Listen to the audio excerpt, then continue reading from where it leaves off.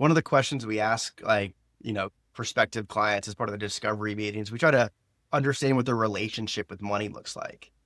Because a lot of people sometimes come from a scarcity background. A lot of people just don't understand it really at all. And that's really what I'm trying to get ahead of is establish like confident, healthy relationships with money. Welcome to Long Story Short, a podcast where two financial advisors, one rooted in financial planning, the other in investment strategy, break down the questions we're actually hearing from our clients. Each episode, we tackle one or two real-world issues that matter to high net worth individuals, from market-moving news to personal finance decisions with lasting impact. No jargon, no fluff, just clear, thoughtful insights from the front lines of wealth management. We keep it short, but we don't cut corners. This is Long Story Short. All right, Andy, so we're coming up on Thanksgiving. So even though we've touched this topic a few times already in prior episodes, we've got to talk about giving again, but we're going to talk about it in the context of kids and grandkids and, getting into holiday year-end spirit. And it's just that time of year, too, when a lot of clients start to bring up the topic. We get better ideas every year on creative ways we see clients implement this, but I think you had something that you're doing on your end with your kids that you're going to share. So let's hear it. Yeah. So let me ask you a question. Did you ever have an allowance? You know what? I don't think so. I You think never had an, okay. I'm going to get corrected on this. I know, but I'm going to say I didn't. I just did all my chores out of the goodness of my heart. Yeah. Yeah. Oh, well, that's a whole other can of worms there about, tying allowances to chores or not, which I think I'll get to here shortly. But how did you learn, like thinking about how, when you were growing up as a kid, like how did you learn about money? Oh, how did I learn about money? So not investing, just like general savings and Right. just Just like money what in it's used general. for. Yeah. Right. You know, I I think, mean, because we think of money as being so foundational, but like yeah, kids aren't born knowing what money is or what it no. means. So I think like to connect that to something is my grandfather, my mom's dad used to hand us $100 bill at Christmas time, like a fresh, clean Benjamin. And Nice. it was an exciting thing. $100 felt like a lot of money, obviously, when you're young. But just getting that and trying to figure out what to do with it and always spending it. I guess that's what it was. So I You can't just really blow connect a that to hundred like saving dollars. or doing something exciting, Yeah. but just Right. that Yeah. $100 bill. Yeah. Like when I think back to like how I learned about money, like I think we had an allowance and I think I was more prone to saving it just kind of naturally, but like I don't really remember like specific money lessons that Yeah. my parents would do with me, right? Like I think it was just one of those things where like when you got old enough, I got a bank account with my parents attached to it, and we maybe when I was in college or after college talking about credit cards, but I just don't remember it being this like foundational thing. I think that's People pretty are more common. intentional about it now. Is that fair to say? Maybe, maybe, but I still think it's something that's like often, for a lot of like adults, right? Like even them, they're not necessarily like they don't necessarily want to talk about money, right? Like it's one of those Hmm. taboo subjects. And I think it's often kind of ignored when it comes to like raising kids. So, well, I just wanted to take like some time to talk through since you've got young children, I've got young children. And really the genesis of this topic was um, I decided to start an allowance with my kindergartner, right? And do you think that's too young for an allowance? I mean, I think that's bold. Yeah. I would love to know. Tell me more, because I'd love to know what a kindergartner decides to do with their Right, allowance. right, right, exactly. Because I think when they're young, right? Like there's just no idea, there's no chance that they will understand money. But I think starting around kindergarten, especially like first grade, I think they can start to get the concept of what money is. And what I'm trying to instill in my child and really all three of my children eventually is how do they have a good relationship with money? Right? I want Hmm. them to understand what money is I don't want them to be spendthrifts. I want them to understand that, money is a tool that can be used to get the things they want, but, it's not an unlimited resource. And so they have to make decisions. I also want them to be charitable, right? And potentially like give some of it away to people who are in need. Mm-hmm. Right. So, when I like have started this allowance, it really came for me like reading a book. I think we've covered this before. I basically read finance books and parenting books, right? That's it. That's my reading list right now. Yeah. And this particular one was how do you get a child to understand money? And really ultimately the goal is to be autonomous, right, with their own finances and time. Right. So let me know if you think this makes sense. But essentially I got her a piggy bank. And instead of it being like a traditional piggy bank that's shaped like a pig and you put your coins in there, it's got three different sections and there's clear glass in each one. It's give, it's save, and it's spend, Mm-hmm. right? And so I'm giving her essentially it's 50 cents per year of her life is the allowance that I'm giving her. And she has to put some money in each one of those buckets, right? That's the deal. So we just started doing it 2 weeks ago. She gets like $3 every Friday that she gets to decide what she wants to spend, what she wants to save, what she wants to give. She has to put some of it in each bucket. And I think right now she really just loves stuffing the money into each little compartment. Yeah. But I think it's a really nice intro because we're talking about what it means to save money and what it means to spend money and what it means to give money.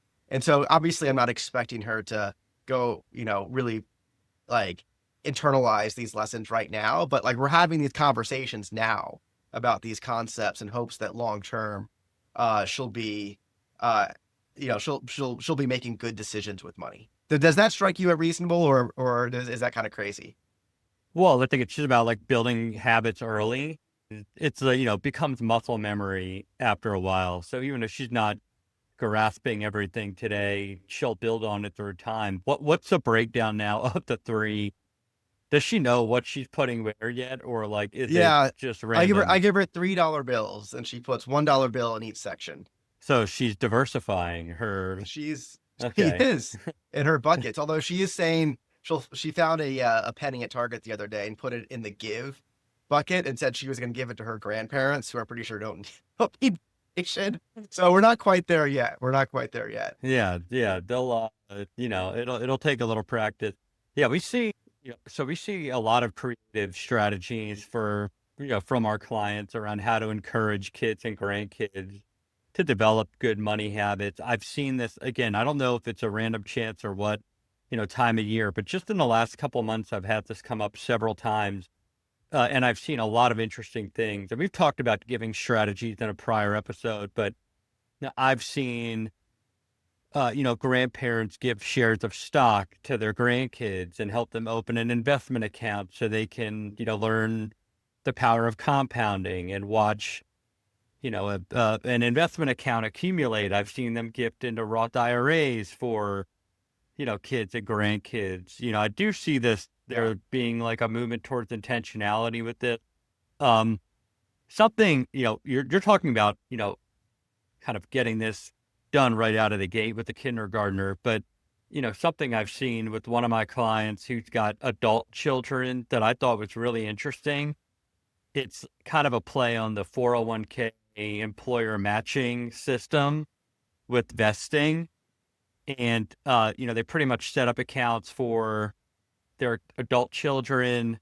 They seeded it with, a little bit of money and then said, "Hey, dollar for dollar up to 10 grand you put in, we're going to match it 100%.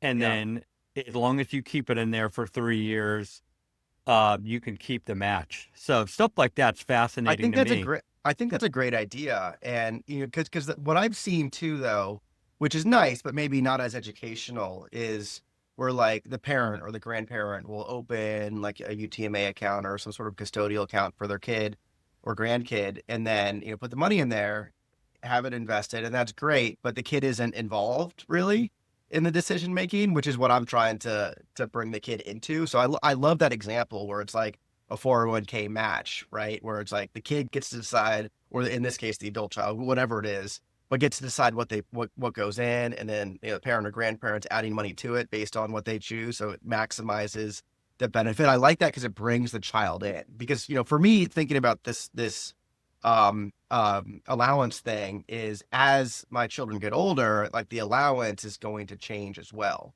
And so for me, I've made the choice that I'm not tying the allowance to chores. The chores are just an expected part of being a part of my household, right? Like that's just, I want that to be an intrinsic motivation, not an extrinsic one, but you can do it either way. I think that's fine. But eventually what I want to do is, as my children get older, we're going to increase the allowance a little bit. Again, I think the ratio is going to be about 50 cents per year of age.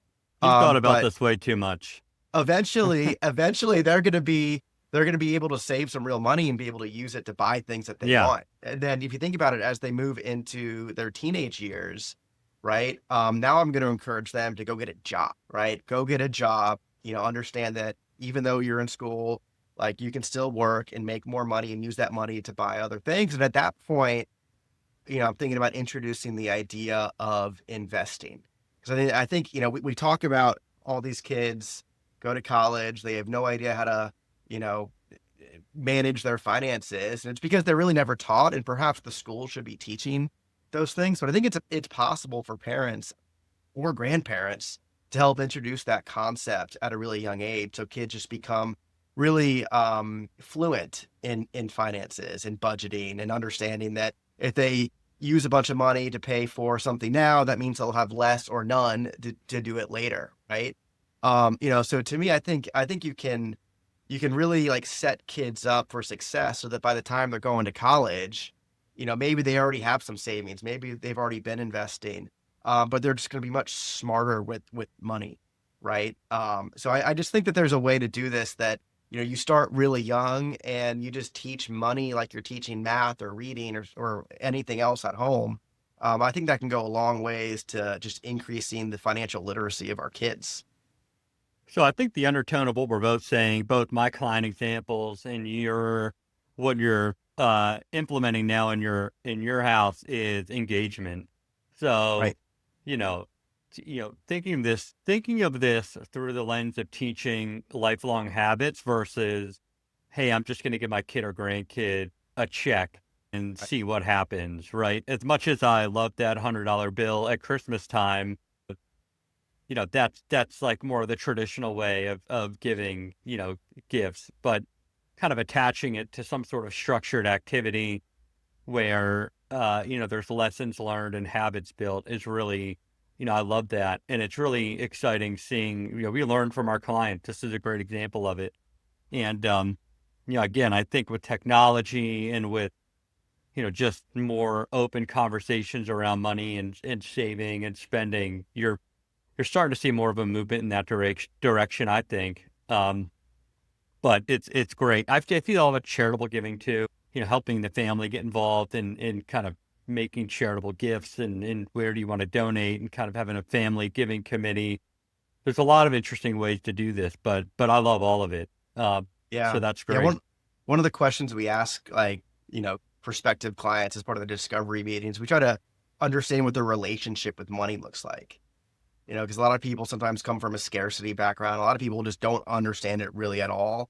And that's really what I'm trying to get ahead of is establish like confident, healthy relationships with money with the children. And yeah, I love the way that you phrase that, where it's like setting them up with lifelong habits, not Hmm. just giving them money. Yeah, and teaching them that like everything with money as a trade-off. There's two sides of money. It's, what you have and, what your resources are and what your wants are. So you have to balance both sides of that equation. Yeah, absolutely. And sometimes, what you want is more money now. And we see people make mistakes with that when it comes to Social Security claiming all the time. If I don't get that wrong. So we're basically going from my 5-year-old now to our, 60. 65-year-olds. It's a But barbell episode. We've got it is a barbell teaching your episode. grandkids about money, outside of giving and year-end, family gifts and charitable giving. Social Security rears its head several times a year in big bunches, and this is another one of them. So, we hadn't really touched on this previously, right? We went back and did a little bit of an archive of what have we covered and what haven't we. We got a great question. I got a handful of questions from clients the last 2 weeks, and we fielded some other questions about Social Security, and we could spend probably a whole day seminar talking about everything Social Security related. But how do you want to handle this topic, Andy? How should we dice this up? Yeah, well, I think what you wanted to get ahead of are the top three claiming mistakes that you see people make. So rather than try to do a deep dive, maybe let's dive into those three things to avoid doing when it comes to Social Security.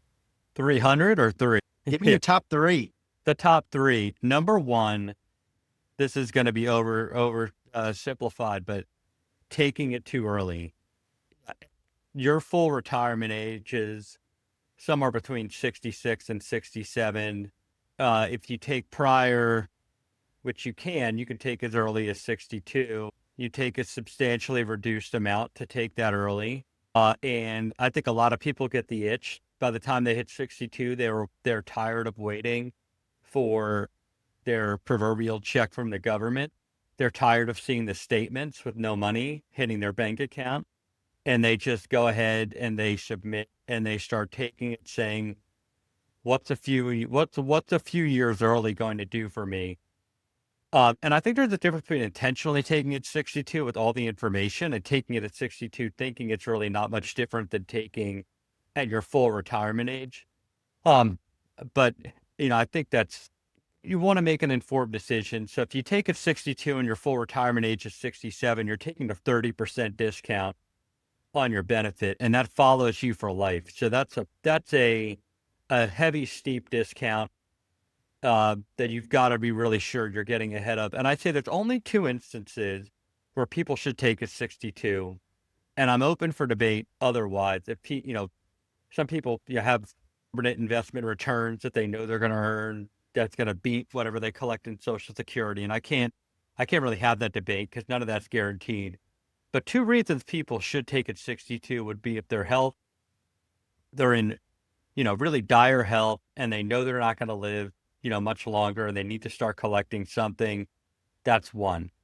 Number two would be if they need the money and they're illiquid and they don't have any other choice for financial sources but to take it 62.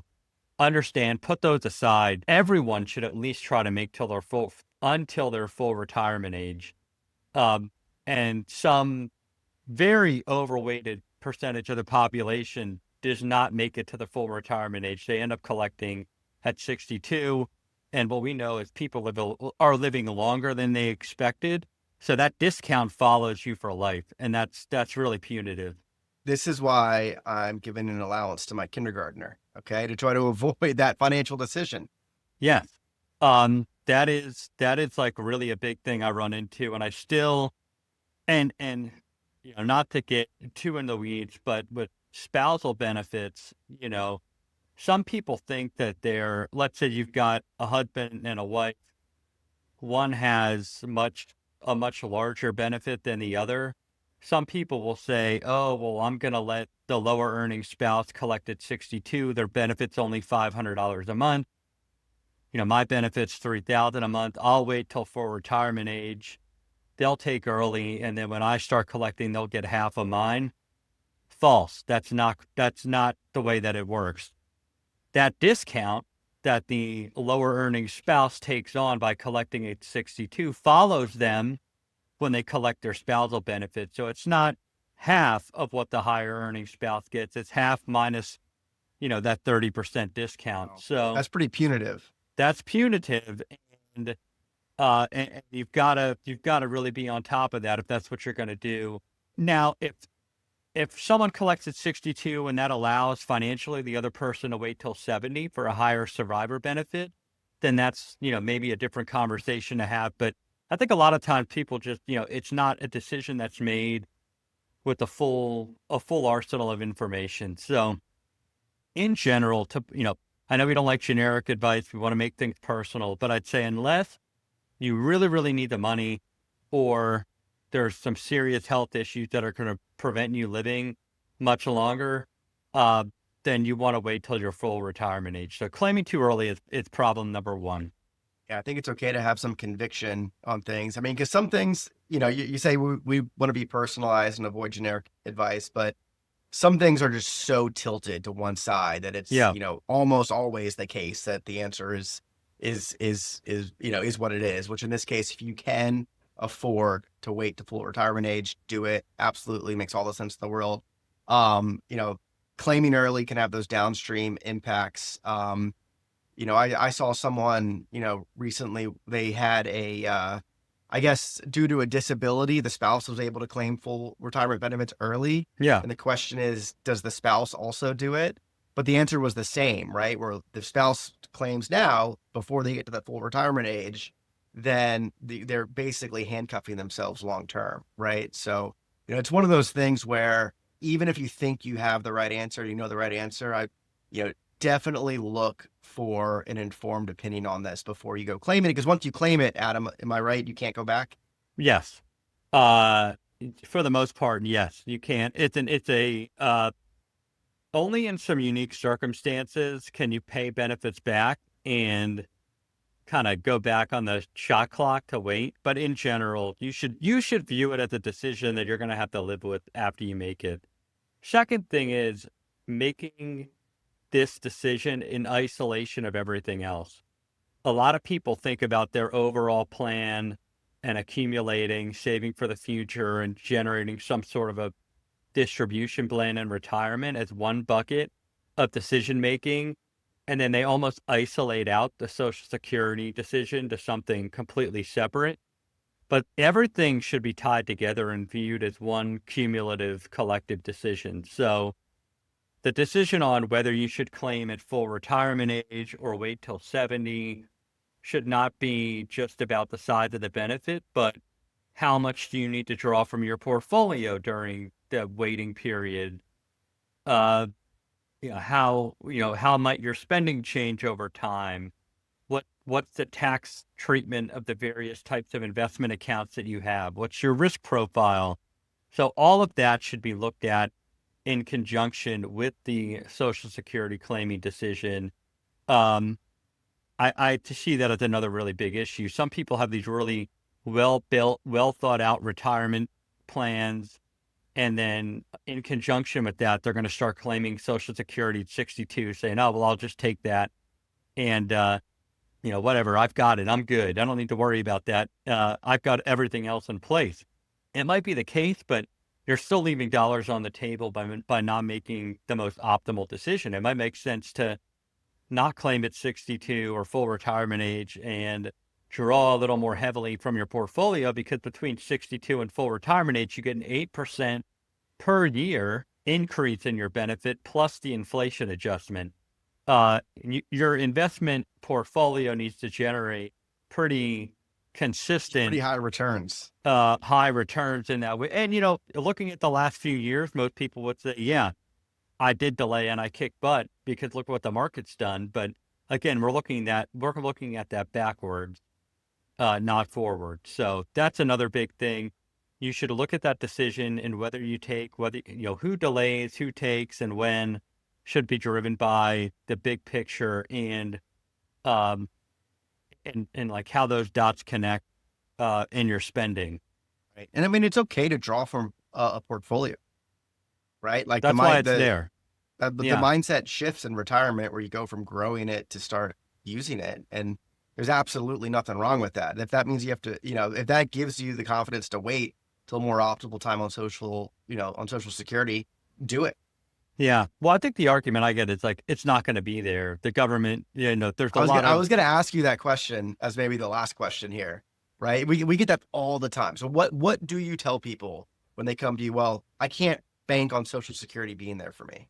yeah, there's like the quantitative answer to that. And then there's the realistic answer, and there's everything in between. So you really have to bank.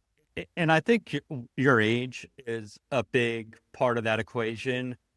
People that are well under 50, like you and I, probably from a planning perspective, can look at this with a little more skeptical lens of, are 100% benefits going to be there, you know, 30 years from now? versus someone who's just about to retire in the next several years, you're pretty much, because our government prints their own money, you're really banking on all of Washington saying we're okay cutting seniors benefits completely, which if that or even reducing them Good way to lose an significantly, election, huh? every single person you would have to think would be voted out the next day.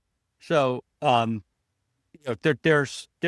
is the simplest way to tackle that question is not to not look at like the trust fund and the funding gap and how that's going to be handled because it's been in trouble for a long time. I know that problem's gotten worse, but you really have to bank on Washington collectively saying we're no longer going to pay the benefits we promised. And if you think that that's what they're going to do and you're convinced of it, I don't have an answer for you because you're really making a bold bet in one direction. And if you want to make your decision based on that, that's kind of like your choice. But I would say common sense would say for those nearing retirement, that's likely not to happen. Surprised there's not like a firm out there that'll like buy an equity claim on your future Social Security earnings, right? Is that just Yeah, illegal? How come that doesn't exist? it is illegal. I don't know if illegal the term, but like your Social Security benefit can't be assigned to anybody. So I'm sure there's creative It's ways around that, but yeah, it's kind of like what you see in like college sports where like, people will buy in like with NIL payments, like your future earnings if you make it pro, right? yeah, Kind of very that whole different. idea. Yeah. Yeah, it sounds great in theory, but I can't imagine that ever happening. So you have to think that that's going to be the case. I mean, the reality is one of three things is going to happen. They're going to raise the wage base for Social Security taxes and who pays in and how much. Number one. Number two, they're going to maybe reduce future benefits for those very far away from retirement so they can plan ahead of time. Or number three, they're going to, means test it, essentially make everybody pay in a certain amount based on their income and then say your benefit is going to be based on how much you actually need it. Because, of course, this was never meant to be an income stream. This was literally a backstop during a brutal time in American economic history.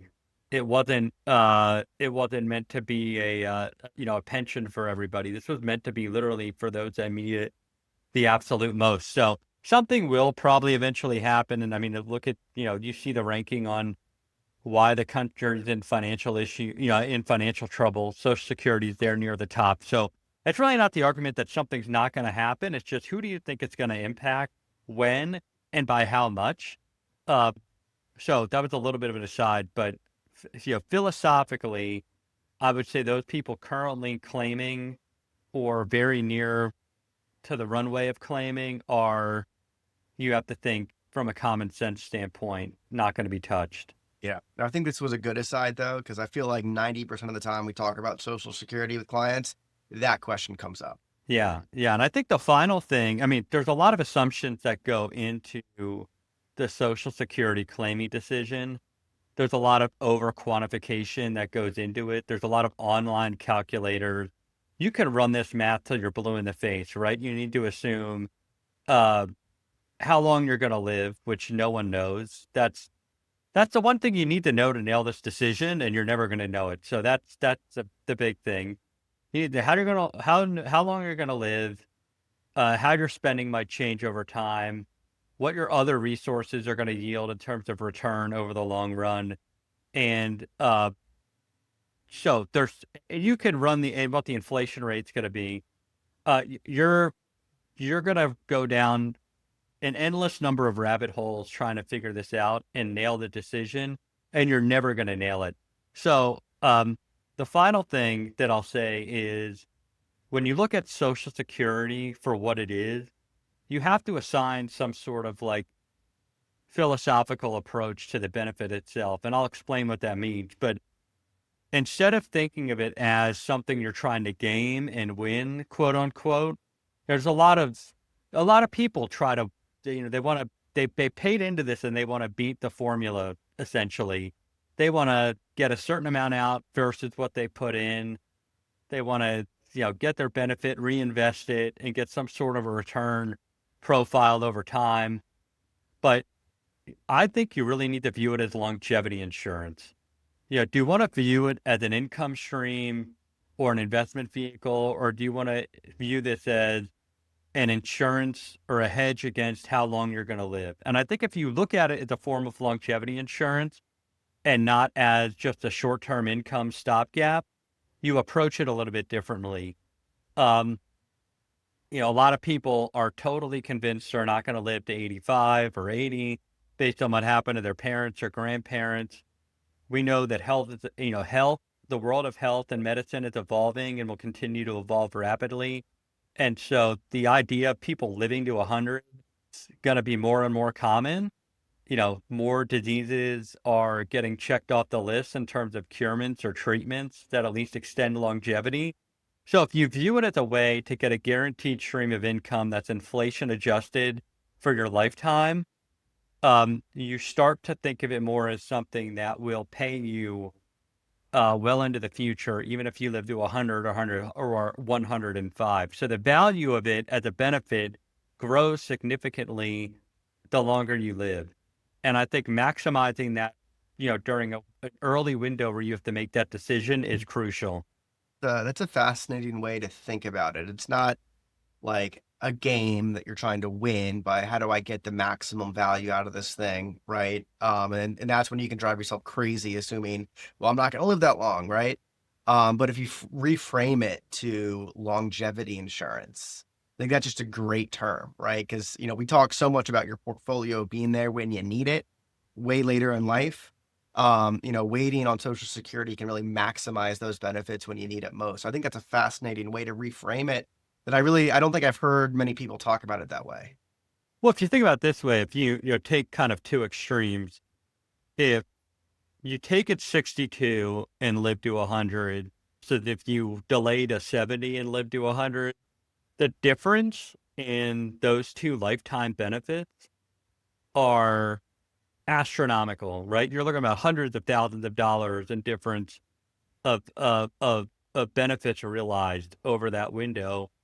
But if you take the opposite and you claim at 62 and you die at 72 versus if you take it 70 and die at 72, it flips, right? Yeah. So Hmm. you have to think of it as, in which situation am I going to be kicking myself? And I think if you plan to live to 100 and you die at 75, you're less concerned about how many years of Social Security you milked out of the system versus, right? You're not going to be sitting there. You're not really winning the game, are you? Right. You're not winning because something unfortunate has happened, and you're not living nearly as long as you would have planned. So I think in that case, what's really happening is the math takes a back seat. You're more concerned about, under living your life expectancy.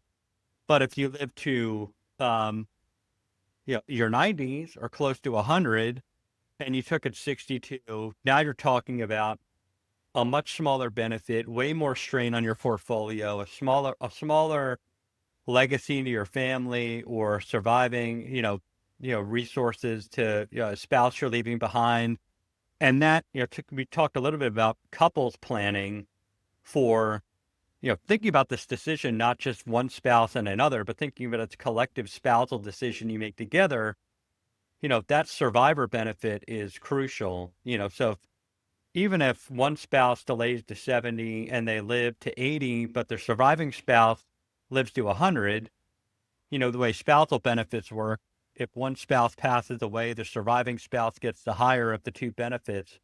And that includes any sort of deferral credits they got all the way up to 70. So that spouse, even though one spouse, lived maybe to their life expectancy or a little under it, the surviving spouse now has a much higher benefit for their lifetime, which might be longer. So dual life expectancy is really the way to look at it. So even though you might not have great family health history, you might be convinced you're not going to make it to 75 or 80.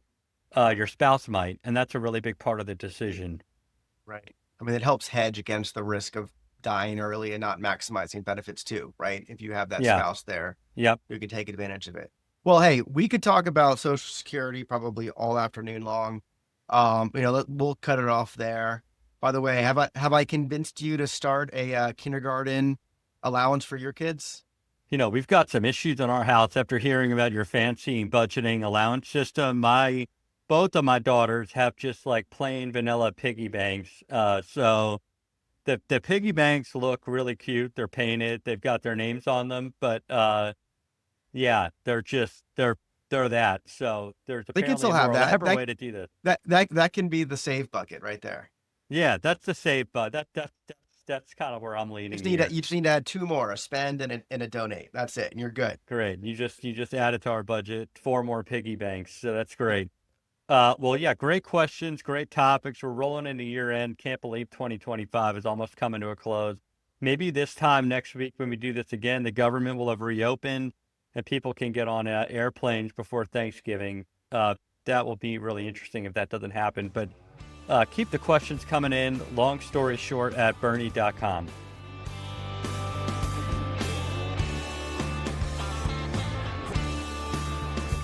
This podcast featured Adam Newman and Amy Pratt of Bernie Wealth Management, which is a division of the Bernie Company, an investment advisory firm. Adam is managing partner and is chartered financial analyst, certified financial planner, master of taxation, and retirement income certified professional. And Andy is senior partner and director of investment strategy and is a chartered financial analyst and chartered alternative investment analyst. Long story short involves general discussions of a broad range of current financial topics related to financial planning, taxes, investment, and retirement. This content is for informational and educational purposes only and is not intended as personalized investment advice or recommendation. It does not take into account your financial situation. You'll need to consult with a qualified financial advisor or professional who is familiar with your specific circumstances. Investing involves risks, and past performance is not indicative of future results. The Bernie Company is an SEC registered investment advisor. Registration with the SEC or any state securities authority does not apply to the Bernie Company or any of its principals or employees, possesses a particular level of skill or training in the investment advisory business or any other business. Bernie Company does not provide legal, tax, or accounting advice, but offers it through third parties. Before making any financial decisions, clients should consult their legal and/or tax advisors.